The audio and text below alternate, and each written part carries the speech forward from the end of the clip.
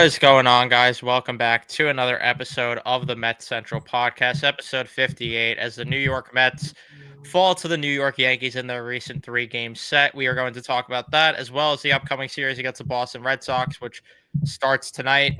There's going to be a lot of ranting. There's going to be a lot of raving. There's going to be people mad. There's going to be people that agree with us.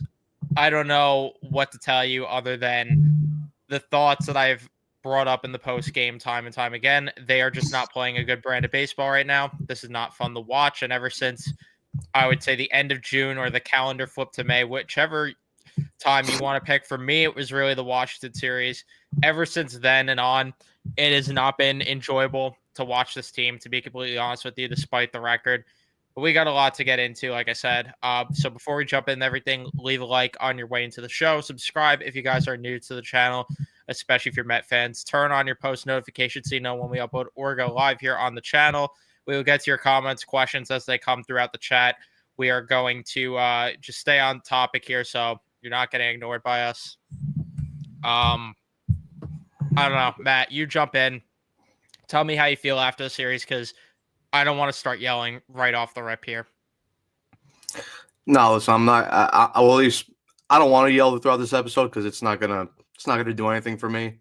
Like, we know they're not playing well, and again, this was a series where where they just didn't play well.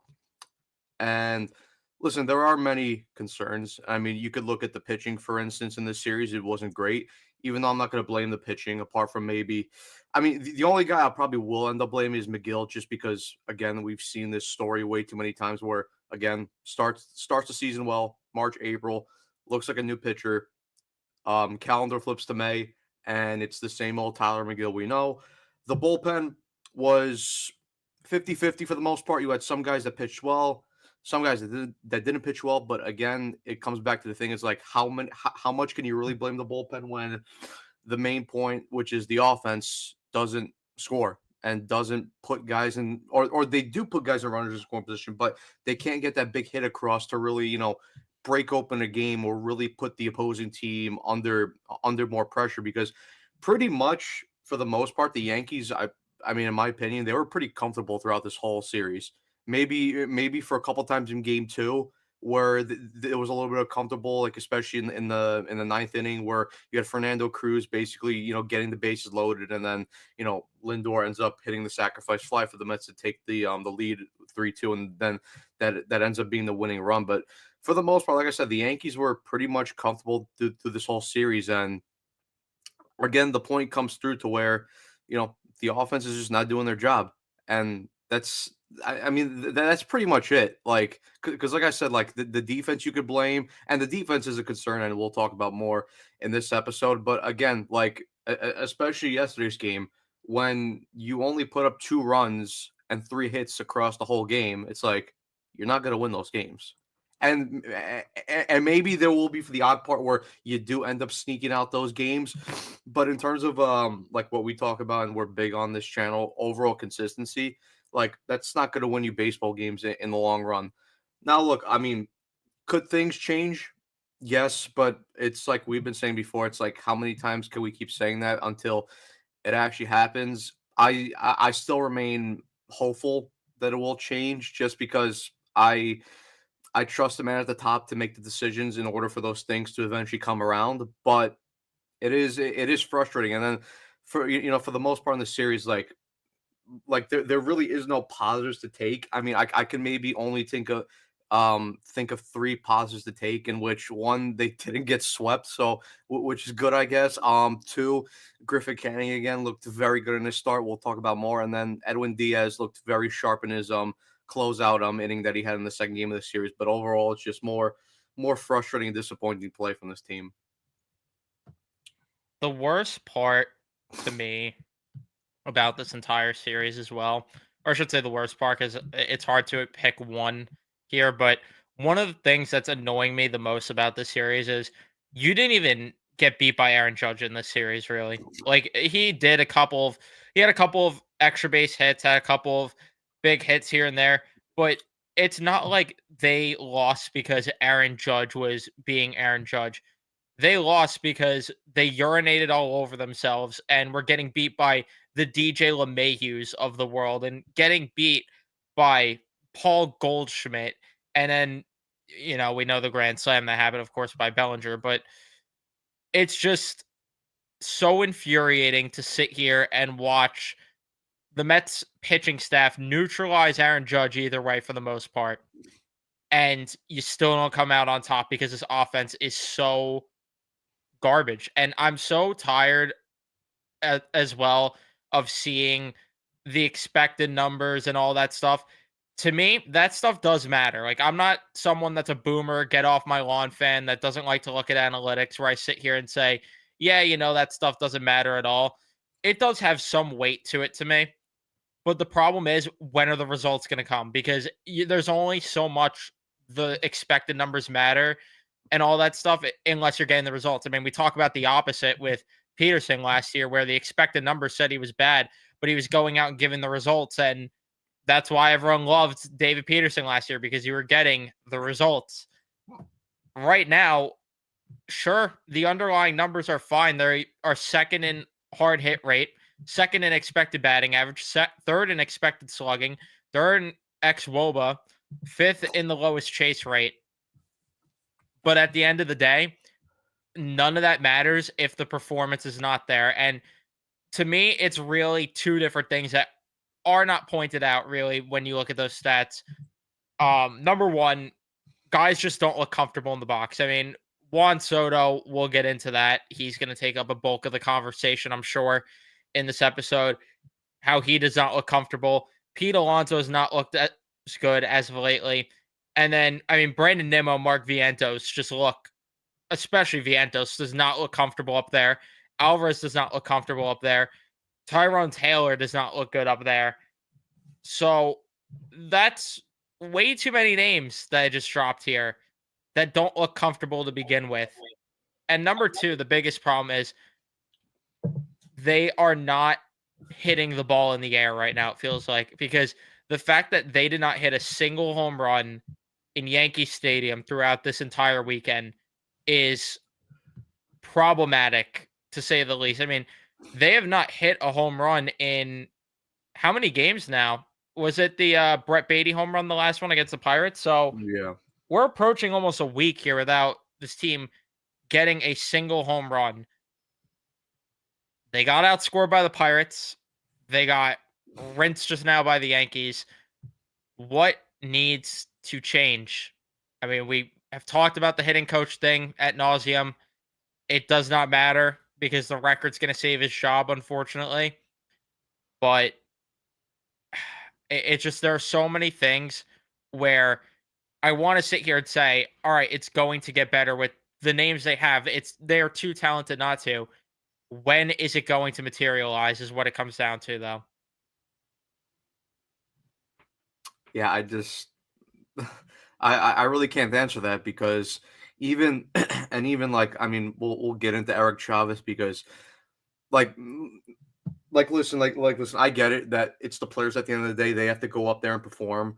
But again, when you have a guy whose whole hitting philosophy is, not looking at launch angle, not looking at,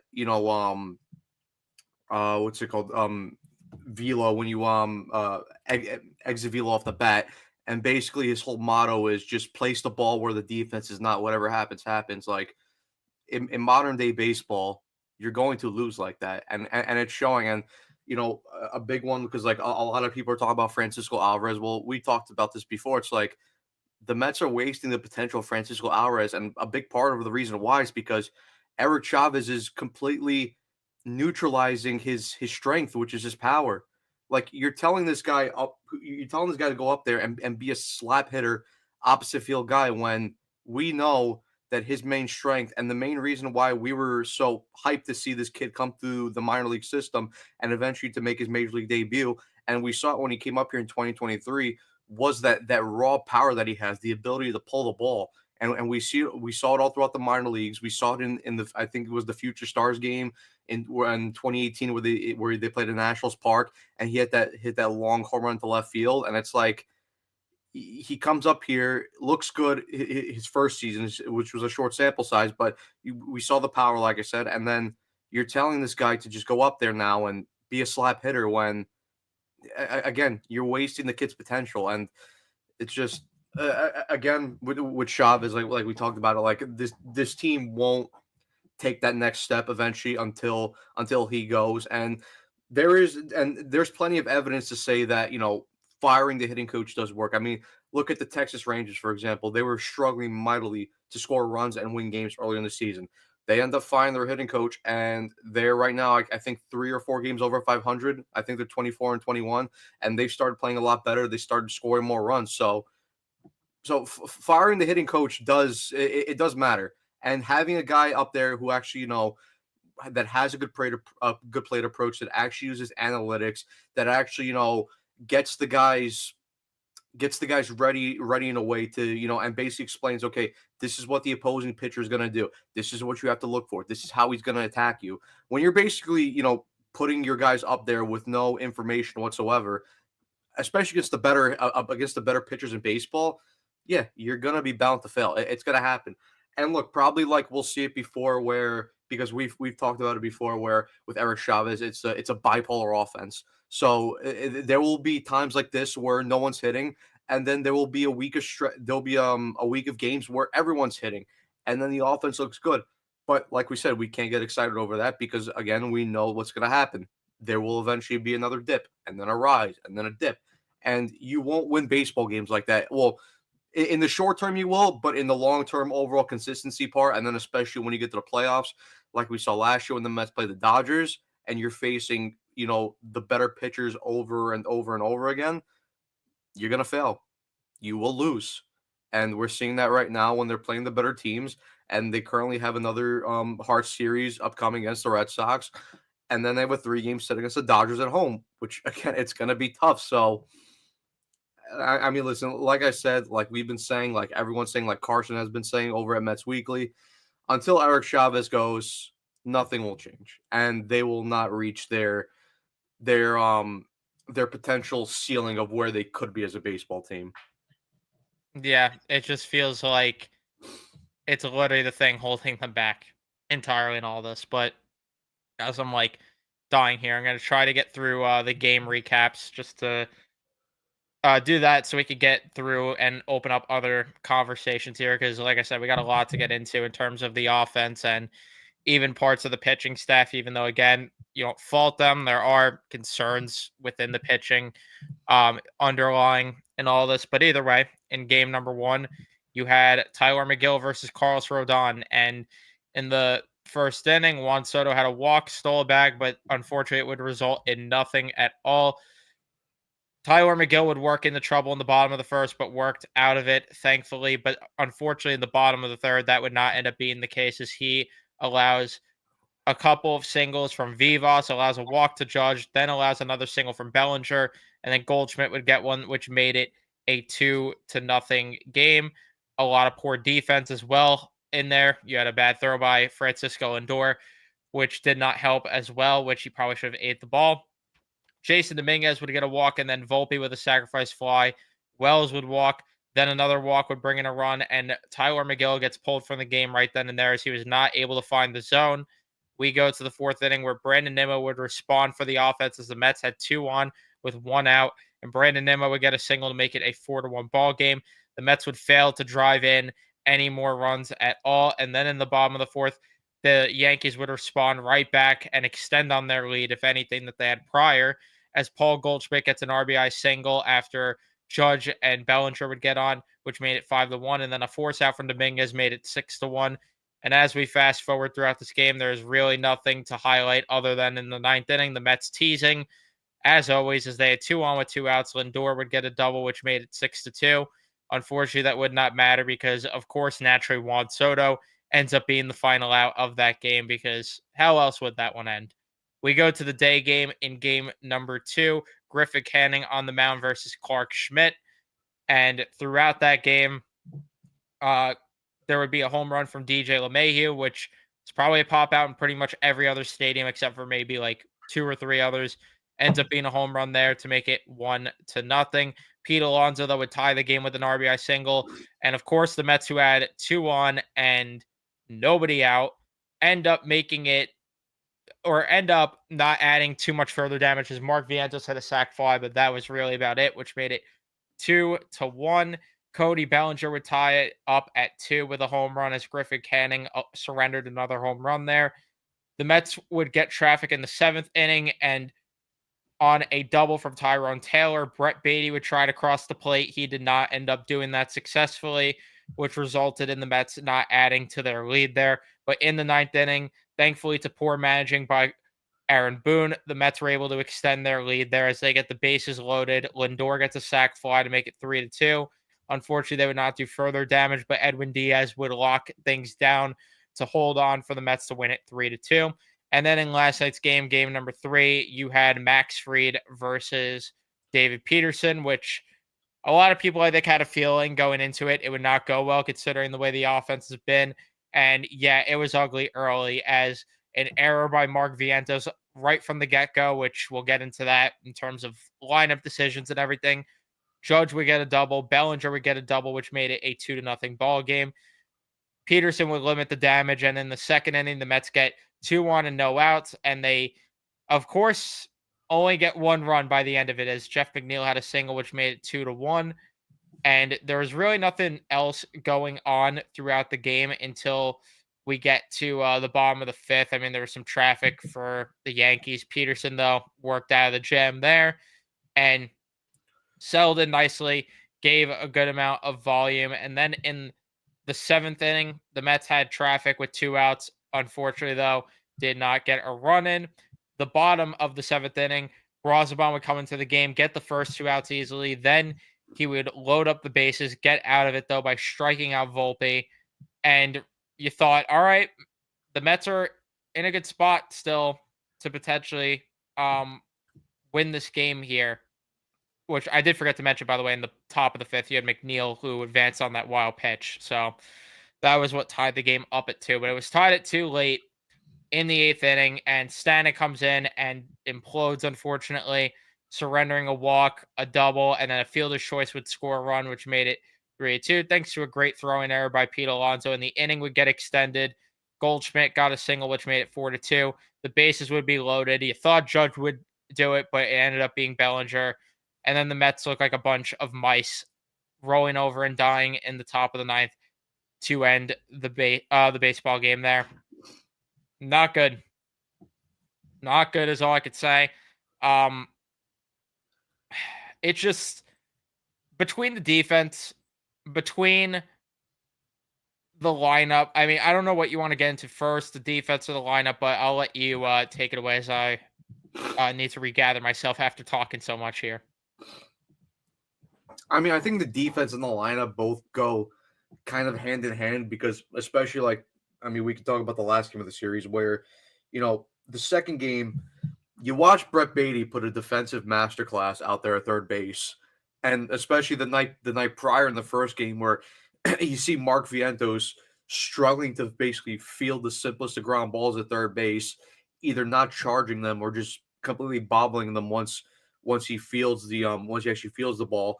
And like I said, you see Brett Beatty go out there and he made play after play after play in that second game. And listen, I'm not sitting here and saying that Brett Beatty is the long-term solution at third base because we've all voiced our opinions on this podcast and people know we're both of me, you, we're not fans of Brett Beatty. And we've made that abundantly clear throughout the many episodes that we've done here on this channel, right?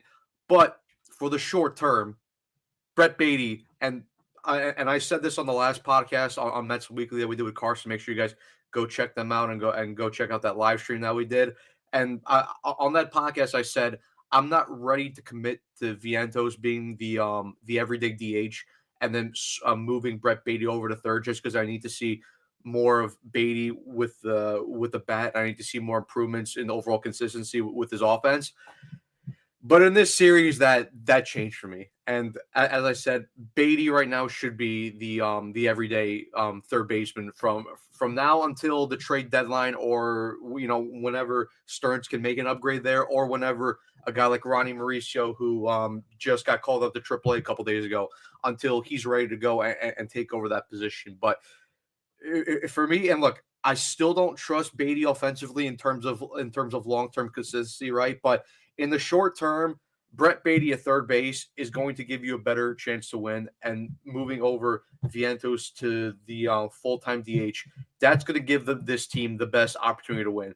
And it made no sense yesterday. And listen, I guess people will give us the reason that, oh, Beatty didn't play yesterday because Max Fried is on the mound and he's a lefty, and Brett Beatty doesn't play well against lefties. Well, I mean, listen, you know what? In this case, I get that, but when you have Stalling Marte up there, and okay, sure, he hit a double yesterday. I don't care. Stalling Marte, as we know, he's cooked, he's washed, he's not good. All that double did yesterday was reset the clock, as we've said many times on this podcast, and many times as we've said in the group chats. But you know, so I'm. Let me get back on track. So putting Vientos back to third base yesterday to accommodate having Stalling Marte playing as a DH, who again is not good against lefties. It makes no sense, and you're putting square pegs at the round holes. What should have happened yesterday was Beatty should have been the third baseman, because even we saw yesterday in that third game, Vientos again in the first inning makes a bad mistake as he bobbles a simple ground ball to him, which Beatty probably makes. And then you have Vientos overall struggling again at the plate. You have Marte, apart from the double that he hit, again was not good at the plate either. It makes no sense that this team is accommodating guys like Stalling Marte to basically play Mark Vientos in a position right now where he's not comfortable. And then as you see that, he's struggling on the field right now, that's playing into his struggles offensively. And then you're sitting at a guy like Brett Beatty, who in the short term, like I said, is going to give you the best chance to win at third base because he's the better defensive player than Mark Vientos. Again, it makes no sense. And for the overall that Beatty struggles lefty lefty, listen, you'll never develop your ability to hit lefty lefty if you're constantly going to be sat on the bench every time a good lefty comes up there. Like eventually, at some point, they're going to have to challenge Brett Brady and say, listen, here's a tough lefty lefty matchup. Go out there and basically try your best. If it works out, cool. If it doesn't, oh well. I mean, because listen, having either Beatty or Marte up there, it's like flip a coin. It's like whatever happens happens. So and overall with Beatty, like I said, at least with Beatty, he could go out there and play defense. Marte doesn't offer you any defense. He doesn't offer you anything at the plate either. And Vientos doesn't offer you anything at third base either right now. And for me, like I said, I think if you would move Vientos over to the long-term DH position and let him be a full-time DH and let him just forget about third base entirely, I think that could, improve his mental stability and maybe more of a psyche to say, okay, I don't have to worry about this aspect now. Let me just go up there and focus on the hitting, and maybe we'll start to see a bit of a change in Vientos' fortune up there at the plate. So, I mean, it just makes no sense again how they're trying to accommodate Stalling Marte, which again, time after time after time, we've seen him just struggle up there at the plate. And we've talked about it plenty of times where he needs the Robinson Cano treatment, and I mean, basically, and like I can't watch this guy anymore up there. I can't.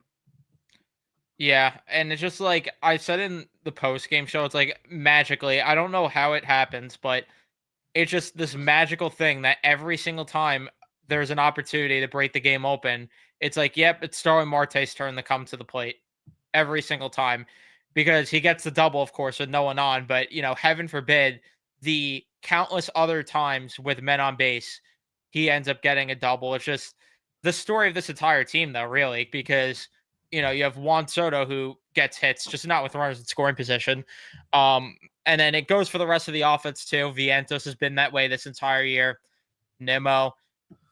But the thing with Marte, I mean, we're going in circles at this point because I mean, we said it going into the season that you can't go into the season with him on the roster, and here we are.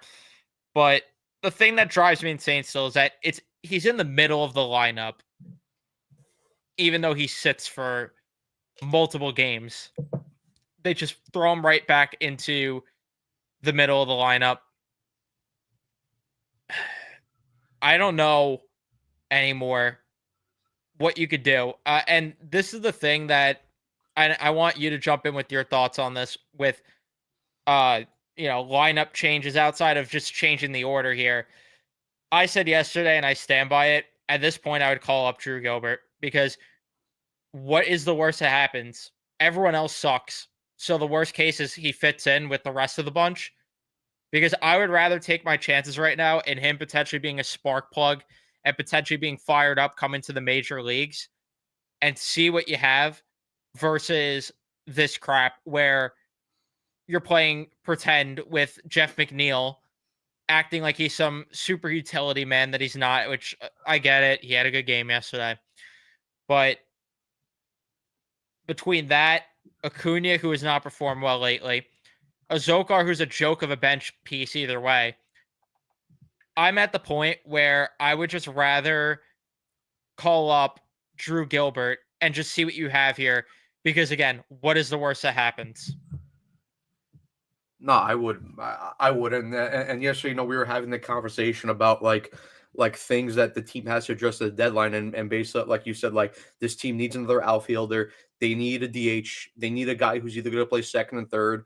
I'm pretty sure you said a starting pitcher and a relief pitcher as well. And listen, I said that the Mets do have options internally. Like eventually, Mauricio, like I said, could be that guy to either be the DH or the second, third base option. And for the outfield, you have a guy like Drew Gilbert who is available and who you could call up. And listen, eventually, like I said with Drew Gilbert, it's now or never. The guy, listen, they acquired him 2 years ago in that Verlander deal where they also got Ryan Clifford as well, by sending Verlander back to the Astros. And listen, now is the time to see what you have with him. At the end of the day, the kid's 24 years old. Like I said, it's now or never to find out what you have with him. And again, like I said, what's the worst that happens? If you call him up, he plays well, great. He could be a spark plug. If he doesn't and he doesn't play well, then it's like, oh well, at least we tried something new, right? And at the end of the day, I mean, look at like for example, the Mets in 2015. The offense are struggling there. What did they do? They called up Michael Conforto from Double A. He comes up, was a spark plug, and was a big reason, like along with trading for Yoenis Cespedes, why the team ultimately, made the big push and got into the playoffs. Again, look at the Braves in 2022. After they just came off winning a World Series, they were struggling early in that season. What did they do? They called up Michael Harris. He was a big spark plug in that lineup, and one of the main reasons why the Braves ended up going on that hot streak and ended up catching the Mets to win the division. So there is no reason to not just call up Drew Gilbert and see what you have. Because at the end of the day, like 180 at bats, he's batting 269, 4 home runs, 13 RBIs, and 831 OPS in AAA right now for the Syracuse Mets. Just go out there because listen, at the end of the day, like okay, sure, McNeil played well. I don't want to see Jeff McNeil in second base. I mean, I don't want to see Jeff McNeil in center field. I don't want to see Acuna playing in center field, even though he could do it, and we did see it in that Pirates series. I don't, and again with Tyrone Taylor, at the end of the day, Tyrone Taylor is a fourth outfielder. He's a bench piece. He's gonna have good games. He's gonna have bad teams. You can't rely on Tyrone Taylor, even though we love Throne. He's a hoopist. He goes out there and he plays well. I get it, but you can't rely on Tyrone Taylor for the long term, for the long term role of being the everyday center fielder. Just go out there, call up Drew Gilbert, and see what you have. And listen, like I said, if you don't like what you see, okay, fine. He could be a trade piece for another center fielder option to come the trade deadline. And if he does play well, then cool. Maybe the Mets do have their long-term center fielder of the future, or maybe even then Gilbert's not the long-term center fielder of the future, but again, he could play, a corner spot in the long term. Just, I would call him up. Just see what you have. Yeah, it's just to a point where everyone's so unplayable right now that it's literally just what is the worst that happens. That's kind of where I'm at. But the only thing I could say to counter my own point here is if they're gonna treat him like they do with Brett Beatty, where they sit him against um certain pitchers just because of the fact that oh yeah, we can't have him hit against lefties because he bats left-handed, then that's the only way I could be like, all right, yeah, don't even waste your time. But just literally what is the worst that happens right now? What is actually the worst that happens if you call him up? And since this team is so hung up on the process and the fact that they are hitting the ball hard and everything, Drew Gilbert's doing that down in Syracuse. So why not just call him up and see if he could provide that kind of spark plug, provide that kind of power for your lineup that you are lacking so much right now. I don't know. It just there are so many issues with this lineup that it's sad that we even have to sit here and waste, or I should say waste our breath, but just clench on to the fact that we want a prospect called up. I hate that we're there because this is a team is that has World Series aspirations. It shouldn't be this way. But at the end of the day, I can't sit here and say these options that they have right now are better.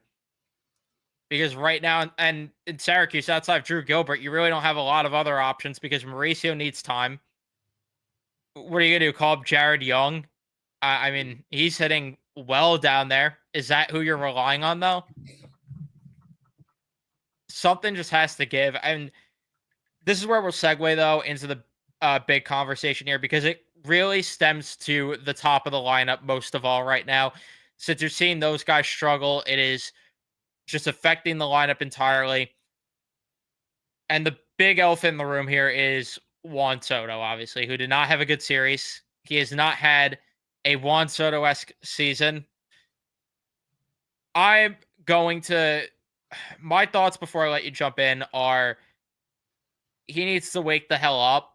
And I said in the post game show, I'm really just aggravated of saying when, if, and this and that with him because he's becoming if man before our eyes with waiting for him to wake up.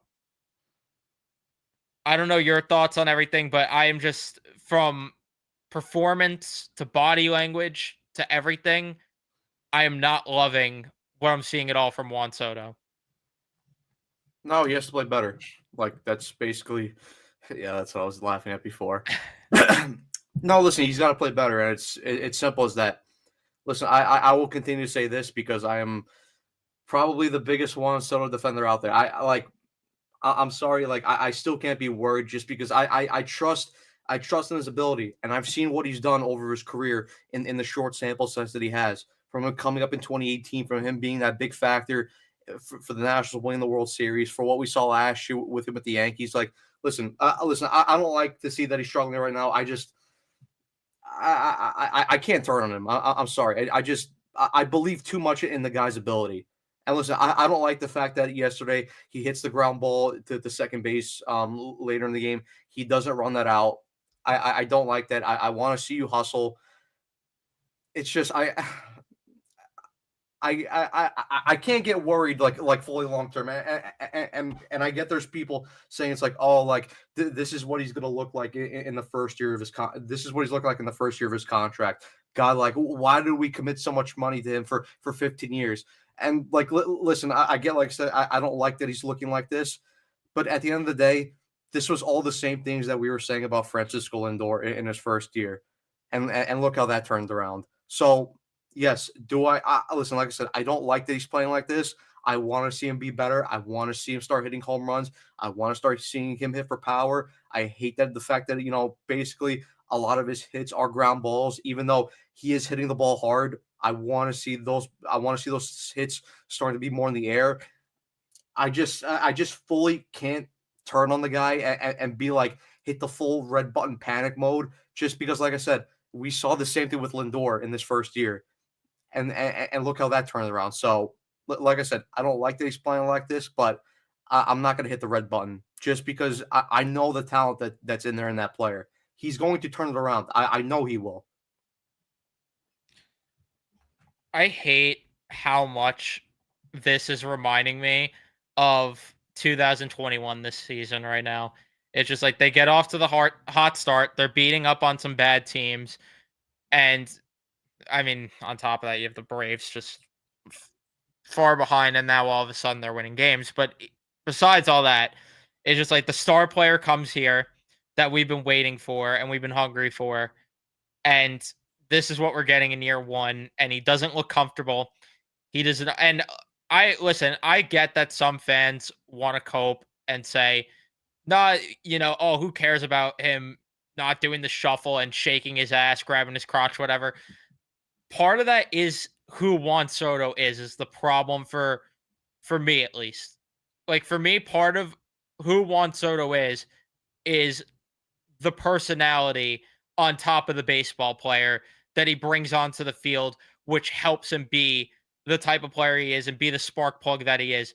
And the fact that we're not seeing that, I can't sit here and cope like some Met fans are saying and being like, "Oh yeah, he's fine, this and that." No, let's call it how it is here.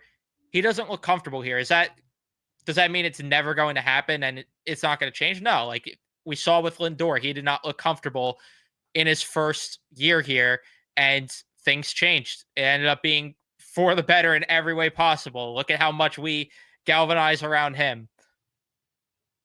But the problem for me is I can't sit here and ignore the facts of it where it looks like, just visually speaking, it looks like, and the fact that a lot of people could see it too, it does not look like a guy that's comfortable. And then there was an article that dropped on Twitter as we're doing the show here about how like he ducked the media yesterday, which is another thing I don't like. You guys know if you watch my Rangers channel how I am with that. I do not like when players duck the media. To me, speaks volumes when you stand in front of your locker, win or loss, and hold yourself accountable for needing to be better. But this is the problem right now where for me, the concern is mostly in that because if he looked comfortable and looked like Juan Soto elsewhere and the performance just wasn't there, I'd be like, all right, he's going to turn it around. Like he's comfortable here, though. It's just something where he's struggling for the time being. And this is not me saying it won't turn around at all, but I just would like to see visually him look interested right now because he just looks so disengaged, in my opinion. And I mean, between hitting 120 over the last 7 days and the numbers with runners in scoring position, and I will pull those up just to remind everyone how bad the numbers are with runners in scoring position for right now, and especially when they were showing last year's numbers in comparison, that just made it sting more. But with runners at scoring position, a 25 WRC plus, a WOBA of 200, a a batting average on balls in play of 125, an OPS of 476, slugging 237, OBP 239, a 132 average. I I don't know. I really don't know what it's going to take at this point, but the guy just does not look interested right now to me. And it does have to turn around at some point. It's not good, is really what it comes down to. It's not good. And I'm not saying it can't turn around, but we need to see it sooner rather than later, is what it comes down to. Yeah, I mean the whole part like you brought up like the duck in the media part, like I don't like that either. But again, like we saw it earlier in the season where it was I believe that that twin series where basically Soto was doing that interview with Mike Puma, and he basically like gave an honest answer and said that basically, the adjustments that he has to make about, not hitting behind Judge, and he basically has to, just make those adjustments himself. And then, we saw how that basically that honest answer that he gave where he said nothing wrong, that turned into this whole, just soap opera thing in the media about him saying that, basically he misses Judge and all that, when again, he didn't say anything wrong. So listen, again, I don't like that he ducked the media, but again, when you're basically going out there answering questions, and like you basically have to be careful with everything you say, pretty much because the media is basically looking to get that out of context answer out of you, so they could basically make a story and get clicks. I get that. Overall, I'm not saying that's an excuse for why he's ducking the media, because he should still go out there and hold himself accountable, like we've seen with Lindor. But it's just, I mean, like I said, listen, he doesn't look comfortable. I fully agree with that. He's not hitting for power in the air, which that's something he needs to turn around. I just, like I said, I can't do it to where I can't turn on him. I just can't, because again, like I said, I know the talent's in there, and I know that this is basically what we saw with Lindor in 2021. And like I said, we saw how that turned around, and now how like you said, we rally around Lindor, we call him the captain, and we love him. Like it needs to turn around. I fully believe it will turn around, just because he's too talented of a player not to turn around. But like we were saying, in order for this team to take the next step and to be a true contender, Soto's got to be at the forefront. He has to go out there. He has to be the leader. He's got to go out there. He's got to hit for power. He has to contribute, especially with runners in score position. If it's not going to turn around, then this team is not going to go anywhere. If it does, then they have a shot. So like I said, he needs to. I fully believe he will. But listen, I fully agree with people who are frustrated with him. I'm frustrated with him. I just, like I said, for me, I can't fully hit the red panic button yet. Yeah, I mean, that's fair. Um, I'm not slamming the panic button right now either, but it just like things have to turn, and this is really what how I feel too. It's like I'm trying to be optimistic, but it's not looking good. He may have a down year, and that might be the case. Unfortunately, that might be the case. But that's where I am, where it's like I've tried throughout the entire season. I even now I'm trying to find ways to be optimistic and say, he's too good of a player. This will change and everything. But it's just to a point where I need to see something to give me promise because at least in late April, when he was starting to actually put the ball in the air and hit the ball hard, I was like, all right, he is so close to like fully breaking through and being the Juan Soto that we know and expected. But for right now, it's just not there at all. It really is not there. And I was really, and the thing that I think also isn't helping, and it might be the case for most Met fans, including myself, but I was so, I was hanging my hat so much on this series being the one where he goes off and this is what gets him going. Like, I really thought he would thrive off of the way the crowd was going to be for him, how hostile it was going to be. And I thought he was going to embrace that moment, embrace the villain role, and take off here and really start to find himself getting on the right foot. And just to be let down that way does not help. And I do think that does have something to do with why Met fans are also more pissed today than they were after recent series because of the fact that it is the Yankees and the way that Yankee fans are with Juan Soto, and you want to see him produce. But I mean, for me, it's dated back a little bit further. But I just, again, it's a little disappointing that this series wasn't the one to really turn him around. I don't know if you have any other thoughts you wanted to add with the Soto conversation before we move on to other conversations here. But yeah, those are just kind of my overall thoughts of that. Now we can move on. So in terms of pitching stuff, just because we've spent a lot of the time with the lineup, Tyler McGill did not have a good outing at all. The command wasn't there. Kranick has not looked good. Pretty much, this is how I feel with the pitching, right? Like we said at the top, I can't blame them when the offense is performing the way they are. But I'd be lying if I said I'm not worried a bit with the bullpen shape right now because I said it on the post game yesterday. Right now, it feels like the circle of trust is Diaz, Brazaban, and half of Reed Garrett. And I don't know where he could get help. It sucks that there was injuries. I thought Stanek might have got hurt too when the trainer went out there, which is also weird that they pushed him as much as they did. A lot of it was a trickle-down effect for sure of McGill not giving volume and burning out the bullpen this series for why it looked that way in the last game a bit. But yeah, I mean, I'm a little worried right now with this bullpen, to be honest with you. And Tyler McGill, I can tell you right now, the decision is so easy when Manaea and Montas come back. Tyler McGill could go back to the bullpen. I'm over watching this. I'm over, and I said in our group chat yesterday, I'm quite frankly over dealing with him. And even though Peterson settled down and ended up giving it, putting them in a spot to win the game, I'm not going to lie to you. I am over both of them. More so McGill for obvious reasons. But your thoughts on the pitching this weekend overall? Yeah, I'm done. I'm done with McGill.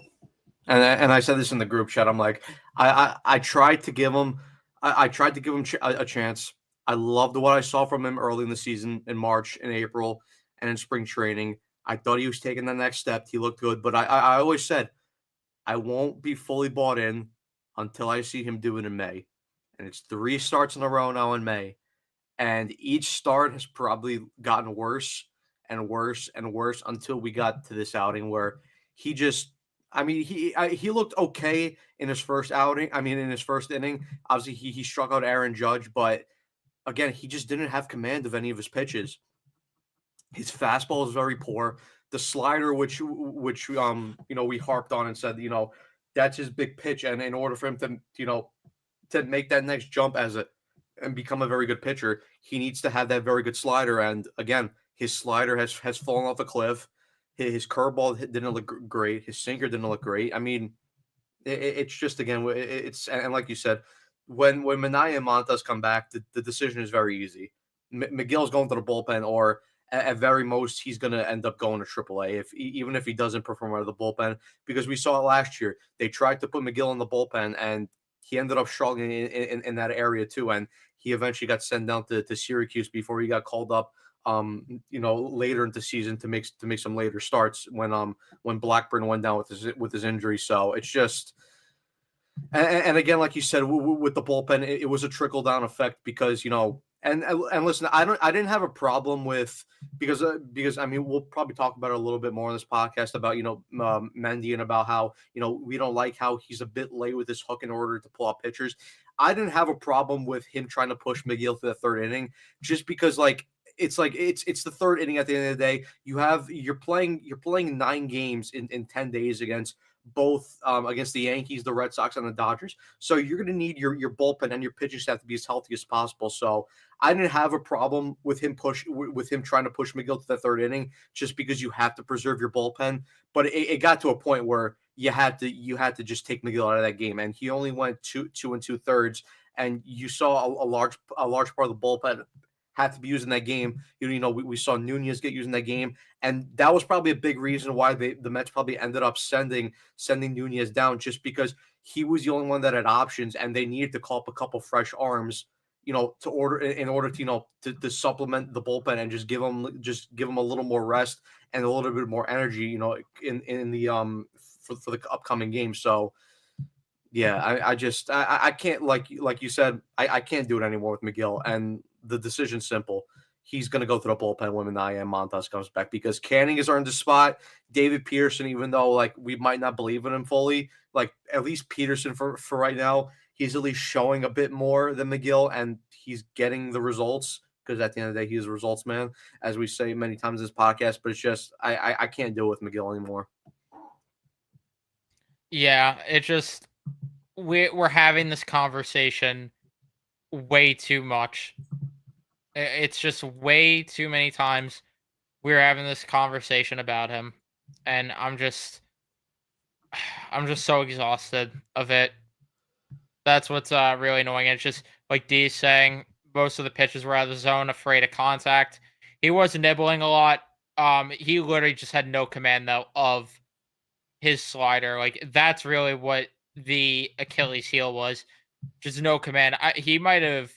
I don't even know how many of his sliders he ended up getting in the strike zone, but it was just Well, I'm checking right now on Savant. Out of the 21 sliders he threw, 14 of them ended up in the zone. 14% of those sliders. that's yeah, that's brutal to say the least. It's not good at all. Um, it just I hate that I bought myself in. That's really what I'm annoyed about too. I hate that I bought myself in, and then it just like we said, it created this trickle down effect because Kranick did not look sharp either. Budo had to work multiple innings, and you're probably right with Nunez that he only got set down because of that. But yeah, I mean, if I'm gonna spin things positively, Griffith Canning was good yet again. 5 1/3, 7 hits, 2 earned runs, 1 walk, 4 strikeouts.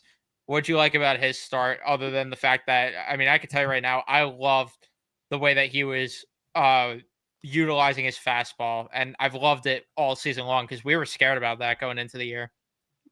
Yeah, I mean that's the one thing that I really loved about his outing was his fastball just looks so much better. And I mean, even during the game on the SNY live stream, they were basically talking about the difference between his fastball pitch grip last year and this year, and basically just how he kind of moved around his fingers a little bit on the seam, and how he's basically just getting a bit more movement on that pitch. He's getting a bit more of velocity on that pitch because he topped out at about 96.5 miles an hour on his fastball, and that's up from his yearly average around 93.9 miles an hour. So that fastball, it's getting more velo. It's the shape of it looks a lot better. And listen, that first inning that he pitched, I didn't love the fact that he threw two fastballs down the middle of the Judge, but he still got judged to swing and miss on his fastballs. And I mean, pretty much after that, it's kind of like more what we've seen with Canning over his last couple of outings, where even if his fastball isn't the most overpowering, he's getting the location of it. He's able to dot those corners. He's able to dot the black. He's able to get swing and miss stuff on it.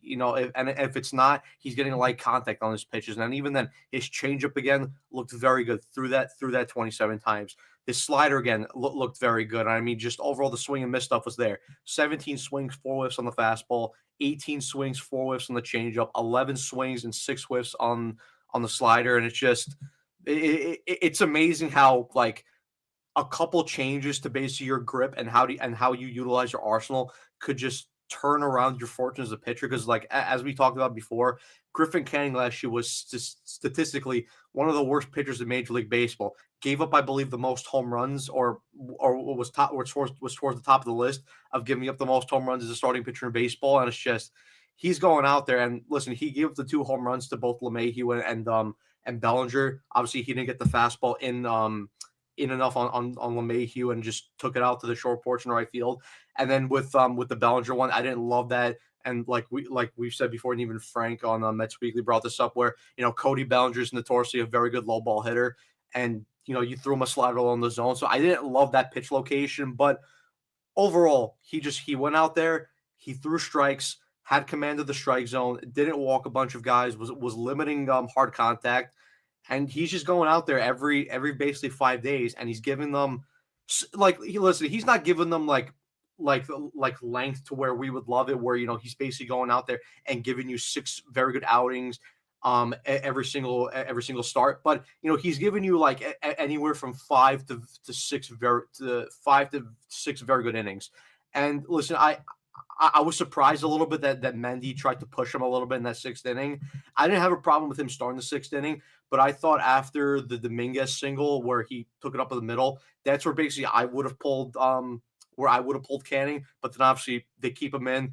Volpe hits the single down the right field line to move Dominguez over to third, and then they ended up taking out Canning. So like I said, I would have took out Canning after the Dominguez single, but thankfully it worked out. It worked out for the Mets. They didn't end up giving up a run in that inning. So, but again, it's just like we talked about with Clay Holmes, where every single outing he's making improvements, and the same applies to Clay Holmes. Every single outing he goes out there, he just looks more comfortable. He's getting better results on his pitches. His pitches look a lot better, and he's fully earned his rotation spot when guys like Canning, when Minaya and Montas comes back, he's fully earned that last like 4 or 5 rotation spot. Yeah, if we were Mets Weekly here doing studs and duds, I mean, it would be Griffin Canning would probably get that crown right now. If not him, the other positive that I have to take away from this series was Huascar Braziban legitimately looks like he belongs in the All-Star game with the way that he's pitching. And again, I didn't love that he loaded up the bases in that outing yesterday, but at the same time, the fact that he worked an inning and 2/3 in the game prior and then goes out there and gives you throwing 20 pitches, by the way, and then goes out there and gives you another 28 pitches the next day in an inning. I'm very happy with what they've got from him. His changeup is just absolutely disgusting, and I love watching. I love watching him pitch. I love watching his nickname. X, we love X. Nah, he's just I mean, like the difference, like that we saw last year when the Mets first acquired him, and the fact that he just couldn't locate the strike zone at all in the short time that we saw him last year, and then just to see the adjustments that he's made to this year, and because like the fact that he wasn't even supposed to make the major league roster, and we talked about that plenty of when we did the Houston Astros series preview before the season started, and we were basically saying that look, maybe Brosman doesn't make the opening day roster, but eventually at some point he's gonna have to come up here and and pitch well and get results and just go out there and pitch innings. I mean, listen, Paul Blackburn, he went down with that injury, and Oscar Brosman, he basically went out there and he took that opportunity and he ran with it. The only thing I worry about with Brosman is the fact that they're using him so much and that they're eventually going to run him into the ground. That's the only thing I worry about because and even if it's not that, eventually he's probably going to hit a rough patch. I mean, because even we're seeing it with Reed Garrett right now, where Reed Garrett looked very good to start he looked very good to start the season, and then right now he's kind of going through a rough patch. And again, this is not like something to be worried about relievers. Like there's going to be times where they pitch very well, and there's going to be times where they're a little bit shaky. So I love the fact that that we're seeing Brosman pitch very well right now, and it just seems like every time he comes out there out of the pen, he's going out there, he's going strike, he's throwing strikes, he's getting strikeouts, he's giving the Mets bulk out of the bullpen. And it's like you were saying. I mean, as of right now, he probably does deserve to make the All Star game, and I hope he does because, like you said, it will be fully deserved of him. It's just the only thing I worry about is the fact that they're pushing him this much, and the fact that he had to work an inning in the third in the second game, and then he had to work an inning yesterday. I just worry that eventually the Mets are going to run his arm to the ground. And that's something that we saw with Garrett last year. That's something that we saw with Budo last year. That's something that we saw with Nunez last year. So that's my only worry with him. I wish I could say the joke that I want to right now about just with his nickname, but um yeah, very encouraging stuff what we're seeing from him, which now will segue into the series coming up against the Boston Red Sox, just because I think we tackled pretty much everything from that series. Pretty much just a train wreck, all things considered. But the series coming up against Boston starts tonight. Kodai Senga will take the mound for the Mets versus Hunter Dobbins for the Boston Red Sox. In game number two, it will be Clay Holmes versus a pitcher to be determined. I don't know whose spot that was for the Red Sox, but it looks like there's an injury there. Maybe an opener. I don't know. I think Houck might have got hurt. That might have been the Yeah, injury there. he got hurt. Yeah. And then Tyler McGill versus Garrett Crochet. Oof. Uh, Last week I could have joked and said this is an ace off, but this is far from an ace off now. Um, my prediction is I'm going to be the negative one. I'm going to say they win one game of the series. I think they bounce back tonight, win with Kodai Senga on the mound, and I think they drop the last two games, especially with Garrett Crochet on the mound. I'm not feeling good about that one. And Doug is saying Bueller is going to pitch Tuesday, so there you go. I don't love that considering I have trauma from the postseason against Walker Bueller. Yeah, I'll say that. I'll say that they do bounce back. I'll say that they take 2 out of 3. But it's sort of like the same thing we said with the Yankee series, where the Mets they have to take advantage of the pitching matchups, and they got to win the first two. And I fully believe that Senga and both Holmes, even if the hitting is not going to be great, I fully believe that they'll put the Mets in a position to win those 2 games. So I'll say that both Senga and Clay Holmes have very good games, and they'll basically be the main factor as to why they win those 2 games. And then I just have no hope for that last game. Garrett Crochet is nasty. He's disgusting. I really wanted him on the Mets this year. It sucks that they couldn't pull off that trade. It is what it is, but yeah, it's just and especially with McGill on the mound that last game, I got no hope for that last game. So if they want to win the series, they better win the first two because they're. I mean, listen, I guess it's baseball; anything could happen, but I'll give them maybe a 1% chance to win that game on Wednesday for the finale. Yeah, that one's definitely going to be ugly with Garrett Crochet on the mound. But we're going to wrap it up here. Thank you, everyone, for tuning in and watching. Leave a like if you enjoyed. Subscribe if you guys are new to the channel. Turn on your post notifications so you know when we upload or go live. And we'll see you guys in the next one.